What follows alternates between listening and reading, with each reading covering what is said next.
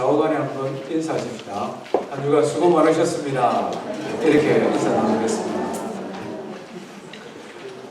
날이 뜨겁지만 우리 인생을 살아가면서 꼭 필요한 계절입니다. 그렇죠? 어릴 때를 종종 제가 생각을 합니다. 좀 그런 생각 들 때가 자주 많은데요. 여름철에 부모님 도와서 농사 듣던 시절을 한번 생각해 봤습니다. 뜨거운 대학 끝에 특별히 이 농약 칠 때 참 힘들거든요. 아버지 그리고 형님은 이제 농기구를 들고 안에 들어가서 논 안에 가서 약을 치고, 저는 주로 밖에서 경운기죠. 이 경운기를 세게 했다가 약하게 했다가, 그리고 농약 치는 호수 그거를 밖에서 이렇게 빼주고 또 넣어주고 이렇게 해야 됩니다. 제가 일을 하니까 그게 제일 힘들고, 호스 들고 안에서 약 치는 아버지나 형님은 좀 수월한 것 같아요. 제 생각에. 그래서 바꿔서 한번 해보자. 아버지 이거 하시고 제가 한번 들고 들어가봤습니다. 근데 그게 훨씬 더 힘들더라고요. 훨씬 더 힘들고 발이 푹푹 빠지고, 그냥 이 배가 자란 게 이 몸을 이렇게 이렇게 스치면 막 아프잖아요. 다리도 짧은 사람이 그 논에 들어가서 이리 자빠지고 저리 자빠지고 농사를 돕는 건지 망치는지, 그렇게 농사를 도왔던 기억들이 있습니다. 이렇게 뜨거운 대학 끝에 일을 하지만 사실은 꼭 필요한 과정이죠. 그리고 이런 모든 수고를 한 방에 날려버리는 날이 얼마 지나서 않아 다가오지 않습니까? 추수하는 날이죠. 제가 어릴 때만 해도 이렇게 볏짚 쌓아놓고 추수할 때가 있었습니다. 요즘은 뭐 콤바인 이런 거 가지고 그냥 하니까 재미가 없는데요. 그때는 이렇게 막 온 동네 사람들 같이 품앗이로 추수하지 않습니까? 배를 탈고 해서 그것을 자루에 담아가지고 집으로 가져오고, 늦게까지 일을 하고 피곤하지만 그 모든 수고가 잊혀지는 날입니다. 특별히 이 동네 사람들은 누 집에 몇 구역에 쌀 몇 가마 했다 다 알잖아요, 동네 사람들. 근데 이게 우리 집 논에서는 몇 가마 더 나왔다 이러면 아버지 입이 더 이렇게 농사 잘 지었다. 열매에 대한 기쁨입니다. 제가 왜 이런 이야기를 하느냐면, 오늘 열매에 대해서 예수님께서 말씀하시기 때문에 그렇습니다. 예수님께서 요한복음 15장에 포도나무 비유를 우리에게 들려주시는데요. 예수님 자신을 참 포도나무다, 말하자면 명품 포도나무다라고 말씀하시고, 우리를 예수님 포도나무에 붙어있는 가지, 열매는 가지에서 맺히지 않습니까? 열매 맺는 가지다 말씀하셨습니다. 그리고 이 포도나무를 관리하고 또 가꾸는 이는 하나님이시다, 이것을 비유로 들려주시면서 우리 성도들이 신앙생활하면서 어떻게 하면 신앙의 열매, 예수님 닮아가는 예수 열매를 많이 맺을 수 있을 것인가, 이것을 오늘 본문을 통해 들려주고 있습니다. 우리 하나님 말씀 요한복음 15장인데요. 1절부터 8절까지 읽으면서 우리가 신앙생활하면서 어떻게 하면 열매를 많이 맺는, 예수님 닮아가는 그런 명품 포도나무가 될 수 있을까, 이것을 한번 살펴보도록 하겠습니다. 1절부터 8절 한 절씩 교독하겠습니다. 나는 참 포도나무요 내 아버지는 농부라.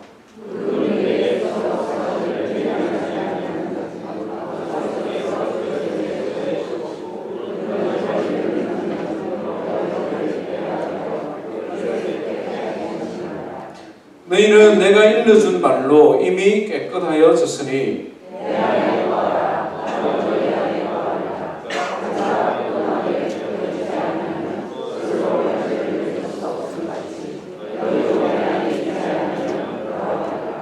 나는 포도나무요 너희는 가지라. 그가 내 안에 내가 그 안에 거하면 사람의 열매를 많이 맺나니 나를 떠나서는 너희가 아무것도 할 수 없음이라.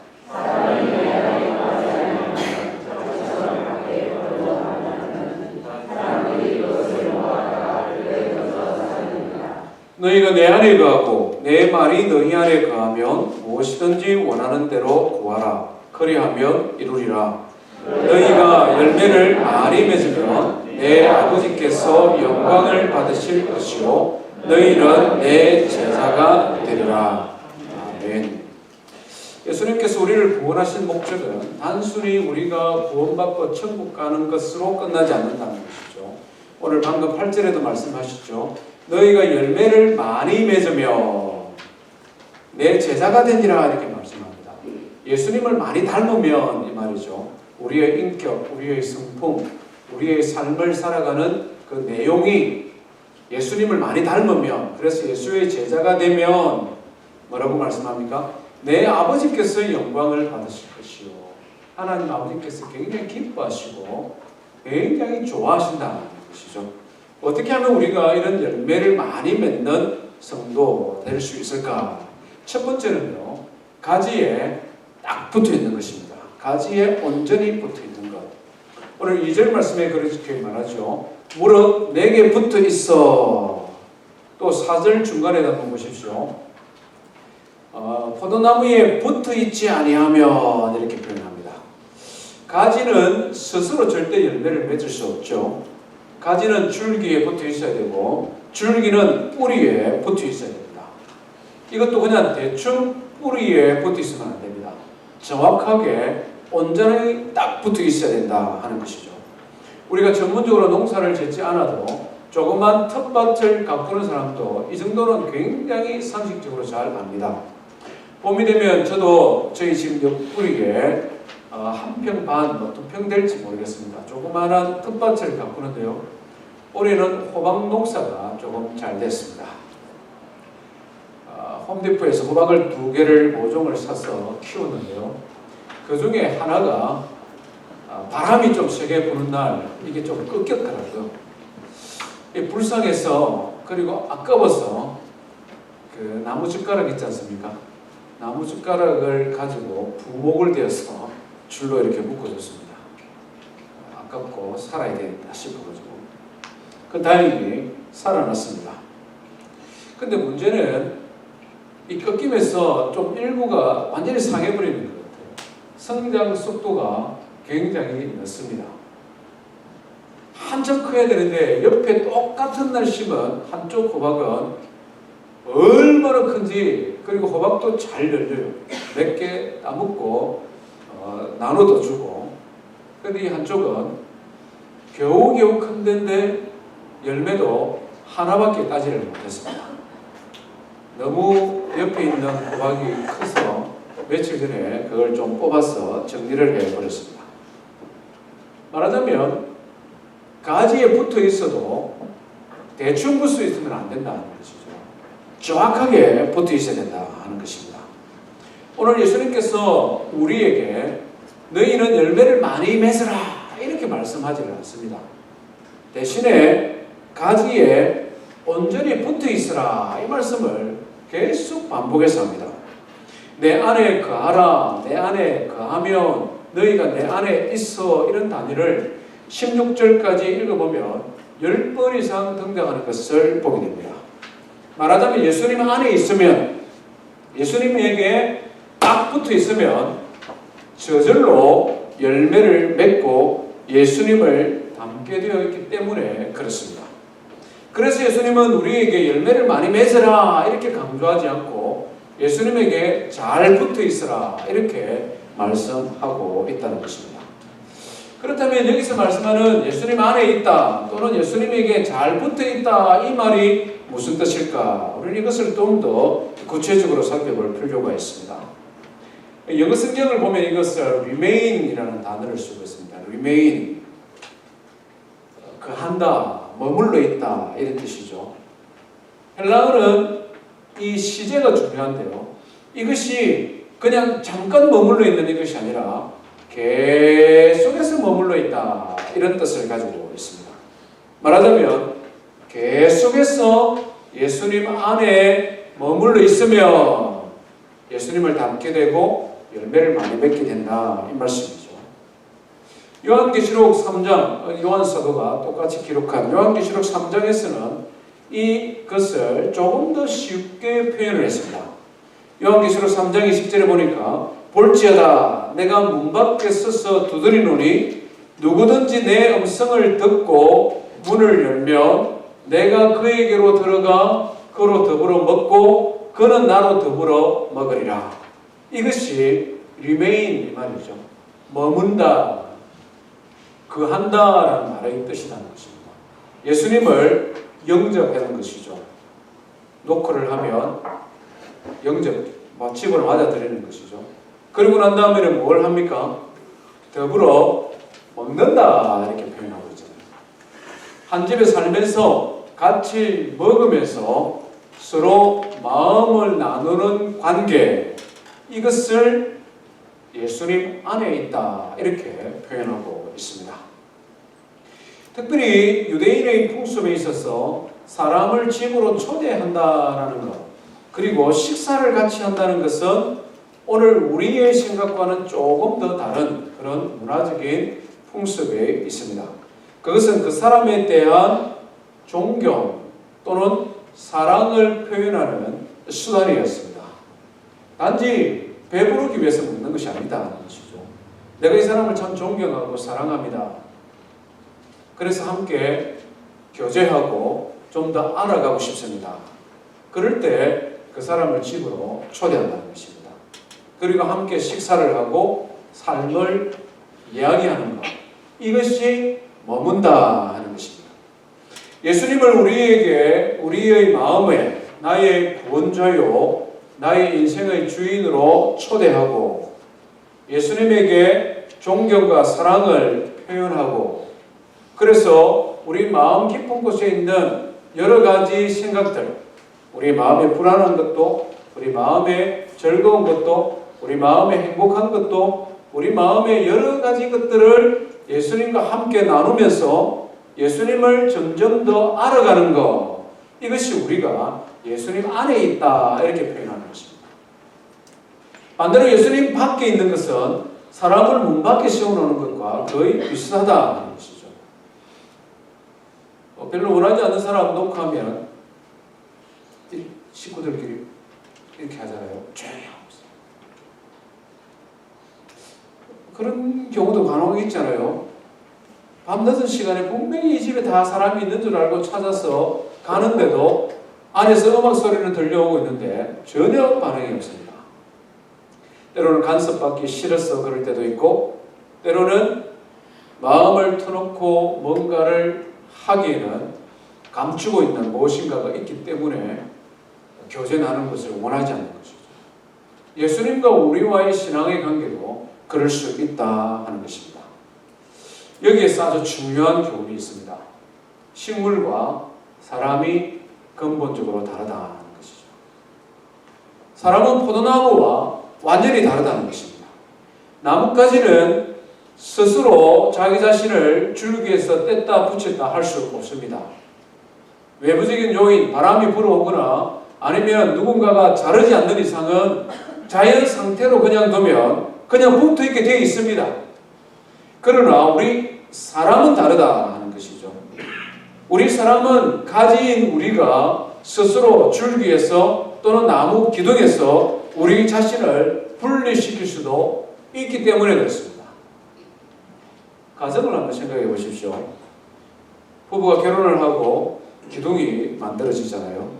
거기에서부터 가지가 나와서 자녀들이 생기게 됩니다. 이 모든 것을 하나의 나무라고 생각을 하면 스스로 가지에서 잘라나가는 것 얼마든지 가능하죠.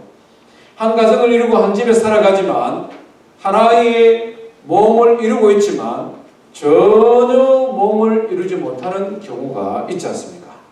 남편과 아내가 각각 자기 일에 충실해서 대화가 없는 경우, 서로 대면하는 것이 피곤합니다. 그렇기 때문에 아내는 아내대로, 남편은 남편대로 직장에서나 가서 일을 자녀 양육하는 것에 집중하면서 서로를 외면할 수 있죠. 운동이나 취미나 또는 TV나 인터넷 이런 것과 더 친밀하게 지내기 때문에 부부간의 관계가 점점점 소원해서 한 집에 있으면서 한 나무를 이루었으나 실제로는 분리되어 있는 경우들이 많이 있다는 것입니다. 자녀들 특히 마찬가지죠. 분명히 내가 낳은 자녀고 우리 집 기둥에 붙어있는 가지 되고 열매를 맺어야 되는 자녀들인데 문 닫고 딱 자기 방에 들어가면 전혀 관계없습니다. 일주일 내내 한 번도 이야기를 하지 않고 지낼 수 있다는 것이죠. 형식적으로는 한 가족이고 한 나무이지만 실상은 각기 떨어져서 스스로를 가지에서 잘라버리는 경우가 얼마든지 우리 사람에게는 가능하다는 것입니다. 예수님과의 신앙생활이 그럴 수 있다는 것입니다. 내 스스로 예수님과 신앙생활에서 스스로를 잘라버리고 살아갈 수 있다는 것이죠. 어떤 사람은 그런 신앙생활을 포스트잇 신앙생활이라고. 이거 뭔지 아십니까? 여기 붙이다가 여기 떼가지고 여기도 붙여지고 이게 뭐 어디든지 잘 붙어요. 떼기도 쉽고 표도 잘 안 납니다. 신앙생활을 이렇게 할 수도 있다는 거예요. 예수님과의 관계도 이렇게 할 수 있다는 것입니다. 편리하면 붙었다가 누군가 무엇인가 자기를 필요로 하면 귀찮아서 떨어져 나가버린다는 것이죠. 목장의 삶도 마찬가지라는 것입니다. 주일 예배 생활도 역시 마찬가지라는 것입니다. 기분이 좋고 모든 일이 잘 되고 서로가 사랑 가운데 있으면 참여도 하고 열심히 일도 하고 봉사도 하지만 조금 마음 상하는 일이 생기면 또는 내가 조금 봉사하느라 헌신해야 될 일이 생기면 그러다가 조금 불편한 일이 생기면 떼버립니다. 이렇게 편리하죠. 근데 우리가 살아가다 보면 경험으로 아는 것이 편리한 것이 항상 좋은 것은 아니다. 편리하다고 해서 항상 유익한 것은 아니다는 것입니다. 그렇지 않습니까? 예수님과의 관계에도 역시 마찬가지다는 것입니다. 예수님을 믿고 난 다음에 수년이 흐르고 어쩌면 수십 년 동안 교회를 출석하고 있지만 우리의 신앙의 삶에 아무런 변화가 일어나지 않는다. 전혀 예수 열매, 예수님 닮지 않는다. 그 이유가 무엇인가 하는 것이죠.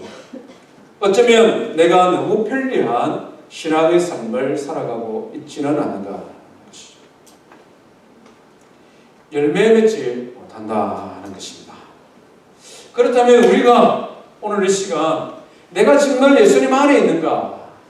그래서 예수의 열매를 맺어가고 있는가? 이것을 어떻게 알 수 있을까요?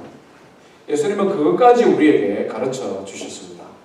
내가 지금 예수님 안에 있고 예수님의 열매를 맺고 있는지 없는지 그것을 보여주셨는데요. 우리 7절 말씀 한번 같이 읽어볼까요? 7절입니다. 시작.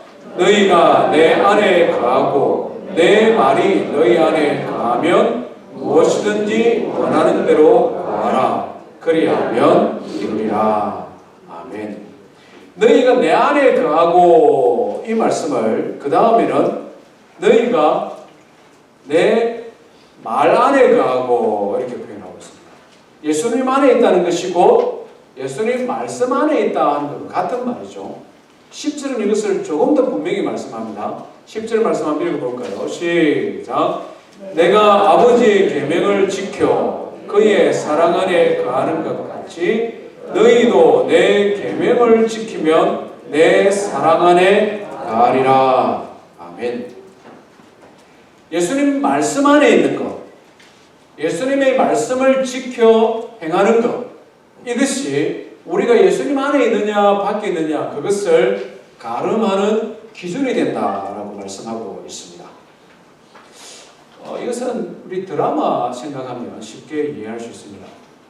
예수님 우리 눈에 보이지 않지만 예수님이 우리 안에 내가 예수님 안에 있는지 없는지 우리 정확하게 알 수 있습니다. 드라마 좋아하는 분들 있잖아요. 그 시간을 기대합니다. 그죠? 기다립니다. 인터넷에 들어가 보고 재방송도 보고 또 매니아는 대사도 외우죠. 어떤 경우에는 목소리나 이 톤이 바뀝니다. 그래서 어느 날 남편이 말을 하는데 꼭 드라마 주인공 그 사람 말 같아요. 자기도 모르게 자기 흉내냅니다.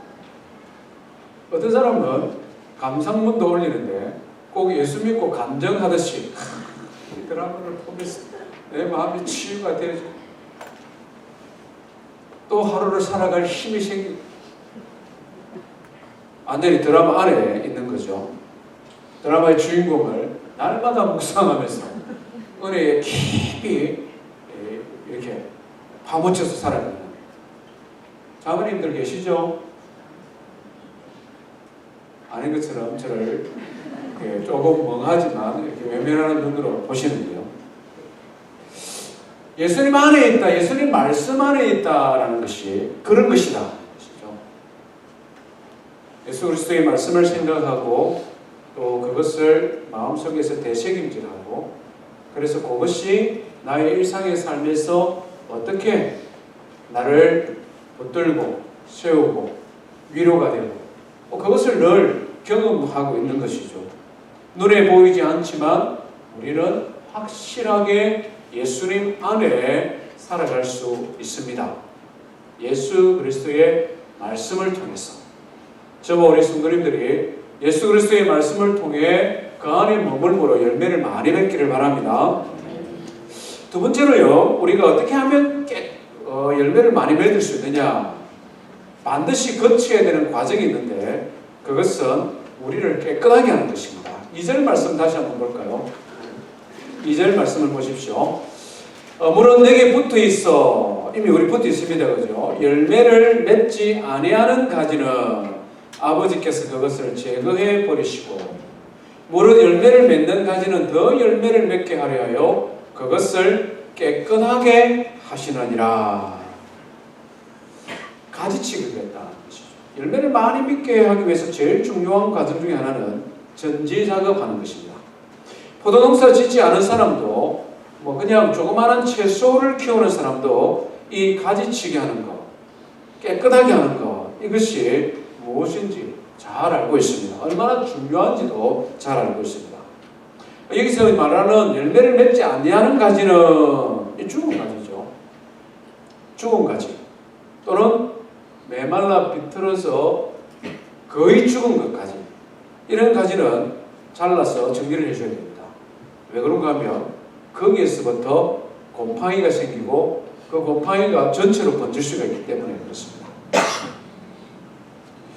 열매 맺는 가지는 더 잘 맺도록 깨끗한 물로 자주 씻어줘야 된다. 그죠? 깨끗하게 해야 된다. 이렇게 말합니다. 맞습니까?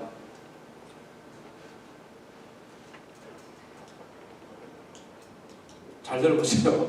열매를 더 맺게 하기 위하여 그것을 깨끗하게 하신다. 깨끗하게 하기 위해서는 물로 자주 씻어줘야 되는구나. 그래서 토마토도 자꾸 물로 씻고 호박도 자꾸 물로 씻고 오이도 자꾸 물로 씻어주면 깨끗한 과일을 많이 맺죠. 그죠? 그런 사람은 한번 경험 한번 해보시기 바랍니다. 이 깨끗하게 씻는 거 물로 씻는다는 의미가 아니죠. 가지나 줄기에 보면 잔가지들이 많이 생길 때가 있지 않습니까? 불필요한 사기 술이 자라기도 합니다. 이런 것들을 꺾어주고 정리를 하고 줄기에서 싱싱하게 아주 확실하게 영양분이 집중해서 딱 할 수 있도록 그런 것 정리해주는 것이 깨끗하게 하는 것이죠. 열매를 많이 맺게 하기 위해서는 농부가 그와 같은 과정을 거치게 되어 있다 하는 것입니다. 이 말씀을 잘못 해석하면 굉장히 우리를 심란하게 만듭니다. 좀 겁나는 말씀이잖아요. 보세요. 열매를 맺지 않으면 잘라버린다. 잘라버린 나무는 나중에 6절을 보니까 사람들이 모아서 불에 태운다. 이 심판한다는 말이거든요. 혹시 나는 열매를 못 맺으니까 그러면 이 잘라낸다 이런 말인가? 이런 생각이 들 수 있잖아요. 어떤 사람을 그러면 농부 대신 하나님이 잘라냅니까? 가룟유다 같은 사람 잘라야 되는데 늦게 잘라서 문제가 생기는 거예요. 베드로 같은 사람도 그러면 잘라버렸어야 되는데 안 잘라버린 건가요? 10년이 지면 신앙생활을 했는데 열매 안 맺으면 나도 그러면 잘라버린다 이런 말입니까? 이렇게 생각하기를 시작하면 우리 마음속에 두려운 마음이 생기게 되고 성경을 바로 보지 못하는 잘못된 생각을 하게 됩니다. 이것은 바른 성경의 해석이 아니죠. 가장 중요한 한 가지를 간과하고 이렇게 성경을 해석할 수 있습니다. 저도 어릴 때 이런 말씀을 들은 기억도 있습니다. 부흥사 목사님들 오셔가지고 열매 맺지 않으면 살림을 당하고 길에 버려지고 메말라 나중에는 하나님께서 태워 심판하신다 이러면서 막 회개하라고 그러는데 어린 나이에 저도 잘 읽고 싶어가지고 그런 기억들이 있습니다. 한 가지 가장 중요한 것을 잃어버리고 있는데요. 누가 농부인가 하는 것을 잊어버리면 우리는 이런 잘못된 성경을 해석도 할 수 있다는 것이죠. 누가 지금 이 포도나무를 관리하고 있느냐? 하나님 아버지다. 그분이 농부다. 사랑의 하나님, 가지인 우리를 사랑하시되 하나밖에 없는 독생자 예수 그리스도를 희생시키시면서까지 우리를 사랑하신 하나님 아버지, 그분이 농부다는 것이죠. 그분은 자신이 심은 나무, 자신이 가꾸는 포도나무를 그 누구보다도 사랑하시는 분이십니다. 그렇기 때문에 그 나무를 함부로 관리하지 않는다는 것이죠. 그 나무를 함부로 잘라버리고 그렇게 하시는 분이 아니다 하는 것입니다. 농부는 자신이 심은 나무, 자신이 가꾸는 나무가 그 누구보다도 그 어떤 나무보다도 열매를 잘 맺도록 자기가 가지고 있는 지식과 경험과 모든 것을 동원하여 잘 가꾸시는 분이십니다. 예수님께서 이 비유를 우리에게 들려주시는 이유는 뭡니까? 어떤 가지를 잘라야 되고 누구를 잘라야 되고 누가 열매를 맺지 못하고 이것을 판단하고 이것을 우리에게 정죄하기 위해 이 말씀을 주시는 것이 아니다 하는 것이죠. 우리 모두는 예수 그리스도를 구주로 영접할 때에 이미 예수 그리스도에게 붙어있는 명품 포도나무가 되었다는 것이죠. 그래서 오늘 우리가 읽은 본문의 3절 말씀해 보니 너희는 내가 일러준 말로 이미 깨끗하여졌느니라 라고 말씀하고 있습니다.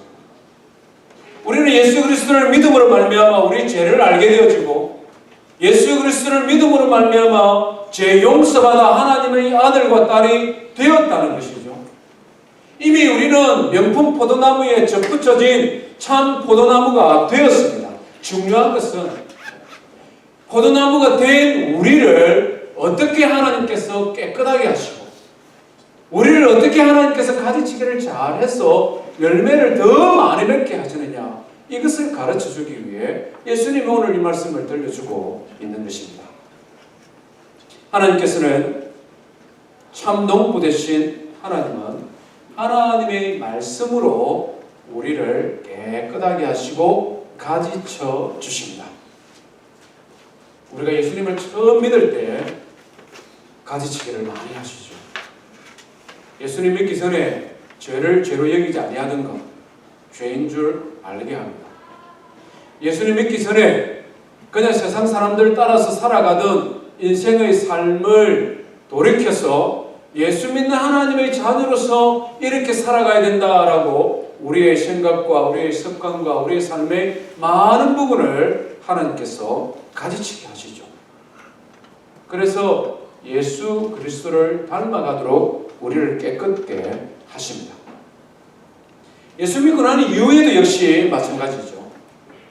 예수님을 믿는 그 순간 완전히 깨끗하여 완전히 예수님 닮으면 좋겠습니다만은 우리 인생은 예수님 믿고 난 이후에도 죄성의 영향을 받을 수밖에 없는 본질적 죄인이기 때문에 하나님은 하나님의 말씀으로 우리를 깨끗게 하십니다. 히브리서 4장 12절 13절에 뭐라고 말씀합니까? 하나님의 말씀은 살아있고 활력이 있어 좌우의 날이 선 어떤 금보다 예리하여 혼과 영과 관절과 골수를 찔러 쪼개기까지 하며 또 마음의 생각과 뜻을 드러내시나니, 이렇게 표현하고 있습니다. 여기서 말씀하는 하나님의 말씀은 외과 수술용 칼을 의미합니다. 하나님의 말씀이 드라마 대사와 근본적으로 다른 것은 내가 보고 싶은 영화, 내가 감동받았던 그런 드라마와 영화와 완전히 다른 것은 이 말씀이 때로 나를 굉장히 아프게 한다는 것입니다. 때로 이 말씀이 나를 굉장히 힘들게 할 수도 있다는 것입니다. 혼과 영과 관절과 골수를 찔러 쪼갠다. 이 말은 우리의 육체뿐만 아니라 우리의 영혼을 수술한다. 이 말입니다. 이 히브리서가 기록되어질 때를 한번 생각해 보십시오. 오늘 이 시대처럼 마취제가 개발되기 이전입니다. 그때 당시에도 마취제 비슷한 것도 있기는 있었습니다만은 오늘 이 시대처럼 아무리 중한 수술을 하고 나와도 기억 못하는 그런 시대가 아닙니다. 고대 사회에서의 수술을 한번 생각해 보십시오. 정말 소름이 확 끼치지 않습니까? 우리의 나쁜 생각이나 잘못된 행동 동기에서 나오는, 그래서 그것이 습관이 되어서 우리 몸에 붙어있는 그런 모든 악한 행실에서부터 우리를 수술하면 굉장히 아프죠. 굉장히 힘듭니다. 하나님께서 우리의 모든 잘못된 것을 깨끗게 하실 때에 우리에게 고통이 납니다. 수술을 통해 새롭게 하기 위함이다. 하나님께서는 교회의 목사와 교회의 영적인 지도자들을 이 일에 사용하시기도 합니다. 가장 좋은 길은 내 스스로 하나님의 말씀을 읽고 외과 수술용 말씀이 나를 치료하고 수술하고 새롭게 하면 제일 좋겠습니다만은 오늘 이 시대에 우리 스스로 하나님의 말씀을 통해 우리를 깨끗하게 하는 것이 쉽지는 않습니다. 오늘 이 시대의 문화가 그렇고 오늘 이 시대의 교회 공동체 안의 성도들의 신앙의 삶의 형태가 그런 것이 많다는 것이죠. 하나님의 말씀 묵상을 나누고 큐티를 나누는데 들여보면은 자기를 온전케 하기 위해 스스로 수술하는 과정을 생략하는 경우가 많습니다. 오히려 하나님 말씀이 나의 가려운 데를 긁어주고 또는 나의 이기적이거나 자기 본의적인 신앙의 삶을 오히려 변호해주는 그런 수단으로 하나님의 말씀을 사용할 때가 많다는 것입니다.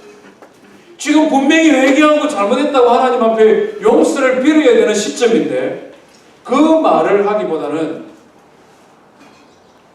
오히려 엉뚱한 이야기예요. 답답할 때가 있죠. 아니 하나님 말씀을 저렇게 해석하면 안 되는데 이럴 때가 많이 있다는 것이죠. 오늘 이 시간에 우리 성도님들도 한번 생각해 보시기를 바랍니다. 여러분들의 마음에 지금 나와 하나님과의 관계를 멀어지게 하는 것이 무엇인지를 생각해 보십시오. 나와 성도와의 사랑의 관계를 깨뜨려 버리는 것이 무엇인지를 생각해 보시기를 바랍니다. 내가 하나님께 받은 은혜도 있고 하나님께서 받은 직분도 있는데 그것을 소중히 여기지 아니하고 무거운 짐처럼 여기면서 불평하게 만드는 것이 무엇인지 그것을 한번 생각해 보시기를 바랍니다. 말씀의 자리, 기도의 자리, 성김의 자리를 떠나 나의 생각과 나의 가정과 나의 미래와 가족의 미래를 걱정하면서 온통 나의 삶을 붙들고 있는 것이 무엇인지 한번 생각해 보시기를 바랍니다.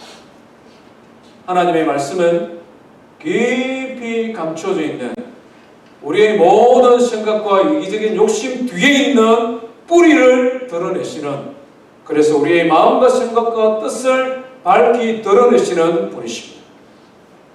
우리를 깨끗하게 수술하시기 위해 갈등하게 하고 번민하게 만들고 때로는 하나님 앞에서 불평하게 만들 수 있습니다. 그러나 그 말씀이 우리를 살리는 말씀이기 때문에 말씀의 자리로 나오시기를 바랍니다. 기도의 자리로 나오셔서 우리의 심령 깊은 곳에서 가르쳐 주시는 진리의 성령께서 가르쳐 주시는, 그래서 내가 마땅히 회개하고 돌이켜야 될 것이 무엇인지를 기억하시기를 바랍니다. 그것이 우리를 새롭게 하는 것이요, 그것이 우리를 살리고 열매 맺게 하는 것이기 때문에 그렇습니다.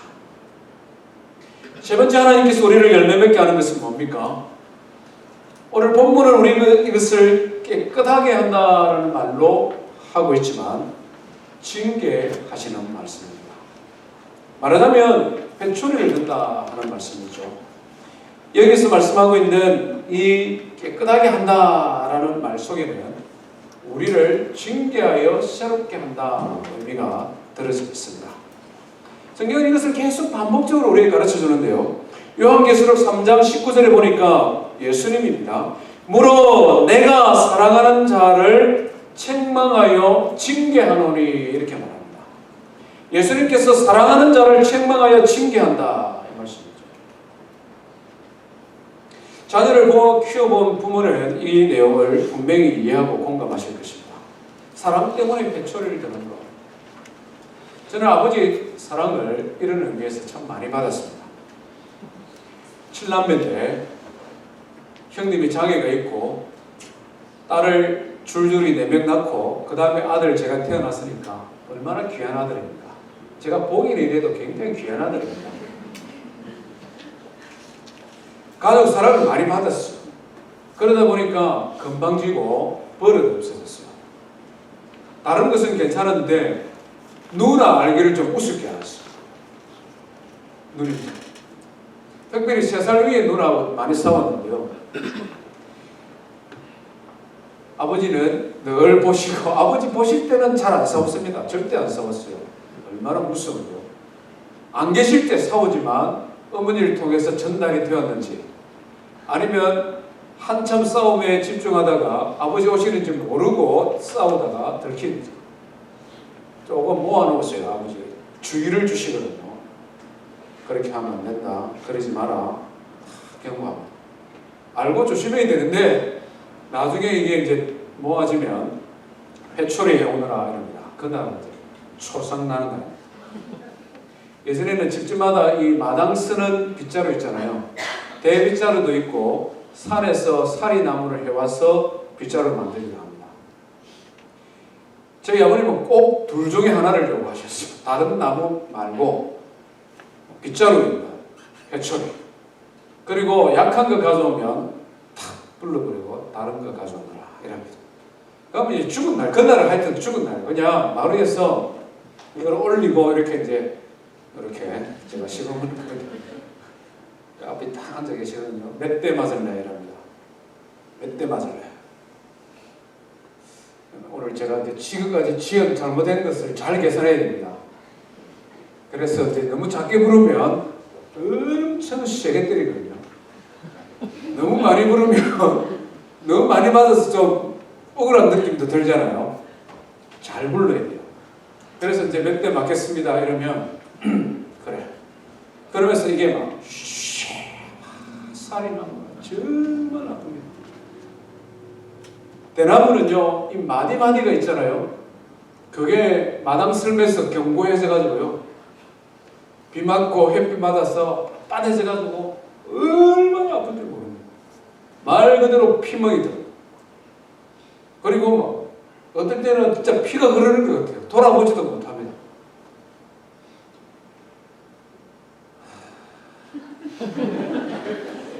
그때가 그리웠어요. 그때가 그리웠어요. 우리 성도님들 자녀들 사랑하면 회초리 들어야 됩니다. 미국에서 애 때리다가 멍들면 뭐 고발당해서 뭐 어떻게 될까 이 걱정 뭐 너무 많이 하지 마시고 지혜롭게 두들겨 패라는 말이 아니라 회초리 징계해야 된다 이 말입니다. 그래야 자녀들이 바로 큽니다. 그렇잖아요. 하나님께서 우리를 그렇게 하신다는 것입니다. 안타깝지만 신앙생활을 하다 보면 하나님 아버지께 우리가 매를 맞을 때가 있습니다. 하나님 아버지께서는 오래 참으시고 하나님의 말씀으로 먼저 경고 주시고 계속해서 말씀을 들려주시지만 끝까지 돌이키지 아니하면 다양한 방법으로 하나님께서 회초리를 듭니다. 재산이 날아가 버리기도 하고요. 사업이 실패를 하기도 하고요. 건강을 잃어버리기도 하고 이상한 사람들 만나가지고 고통을 당하기도 합니다. 여러 가지 말로 표현할 수 없는 시련을 겪기도 합니다. 정말 인정하기 싫지만 나도 알고 당하는 성도도 알고 이것은 나를 돌이키고자 하는 하나님의 징계구나 할 때가 있습니다. 그때는 늦추면 안 됩니다. 그때는 절대 더 늦추면 안 됩니다. 히브리서 12장에도 말씀하지 않습니까? 주께서 그 사랑하시는 자를 징계하시고 아들마다 채찍질 하십니다. 하나님께서는 우리를 깨끗하게 하여 열매 맺는 하나님의 자녀 만들기를 원하십니다. 사랑의 말씀을 들려주시기도 하지만 때로는 엄격한 말씀을 들려주시기도 하십니다. 때로는 우리가 감당하기 어려울 만큼 정신이 번쩍 들도록 회초리를, 징계를 내리기도 한다는 것입니다. 이 모든 것이 하나님의 사랑의 동기가 되어 우리를 깨끗하게 하시고 열매 맺게 하신다는 것입니다. 사랑하는 성도 여러분, 오늘 예수님께서는 참 포도나무 비유를 통해 우리가 어떻게 하면 열매 맺는 더 많이 열매 맺는 신앙인이 될 것인가 가르쳐주고 있습니다. 예수님 안에 머물러 있어야 됩니다. 하나님의 말씀을 기억하고 그 말씀에 순종하는 것, 이것이 드라마 안에 머물러 있는 것과는 비교할 수 없는 하나님의 은혜. 때로는 하나님의 말씀이 우리를 거북하게 만들 수 있습니다. 때로는 우리에게 반감을 불러일으킬 수도 있습니다. 그것이 우리를 교훈하고 책망하고 바르게 하고 온전하여 주의 일을 만들기에 합당한 하나님의 말씀 같으면 아멘으로 순종하시기를 바랍니다. 때로는 하나님께서 우리를 징계하십니다. 우리로 하여금 정신이 번쩍 들도록 우리에게 회초리를 들기도 하십니다. 이 모든 것이 우리를 사랑하시는 하나님의 사랑, 참된 농부 되신 아버지의 사랑이신 줄 알고 이 주님의 은혜 가운데 머물며 많은 열매 맺는 성도 되기를 주의 이름으로 축원드립니다.